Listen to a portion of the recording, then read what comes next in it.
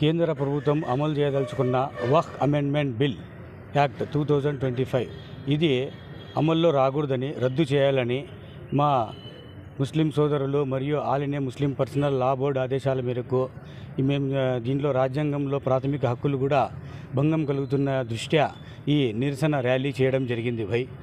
ఈ ర్యాలీ ఉద్దేశంలో శాంతియుతంగానే చేశాము, ఎవరికి ఇబ్బంది లేకోకుండా. మరియు అన్య మతస్థులు కూడా ఈ మా శాంతి ర్యాలీలో వాళ్ళు కూడా పాల్గొనడం జరిగింది. ఇందులో వాళ్ళ మద్దతు కూడా దొరికింది. ఇదేమంటే ఈ చట్టం అమలైతే దేశంలో చాలా వరకు హిందూ ముస్లింల మధ్య విభేదాలు వచ్చడానికి కూడా అవకాశం ఉంది.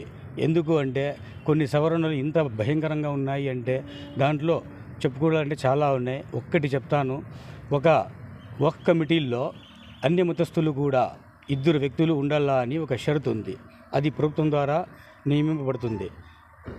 అలా ఒక మతపరంగా ముస్లిం కమిటీలో అన్య మతస్థులు ఉండడం వల్ల భేదాభిప్రాయాలు ఇద్దరి మధ్య వచ్చి దాన్ని మత కలహాలకి కూడా తీసుకోవడానికి అవకాశం ఉంటుందనేది మాకు ముఖ్యమైన ఉద్దేశము.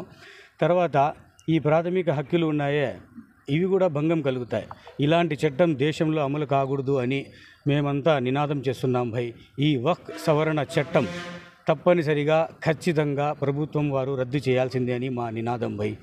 కోరుకునేది ఈ వక్ఫ్ అమెండ్మెంట్ బిల్ యాక్ట్ రద్దు చేయాలి. వి ప్రొటెస్ట్ వక్ఫ్ అమెండ్మెంట్ బిల్ యాక్ట్. ఈ మెసేజ్ మీడియా సోదరుల ద్వారా కేంద్ర ప్రభుత్వంకి అందించాలని మేము కోరుకుంటున్నాం భయ్. జై హింద్.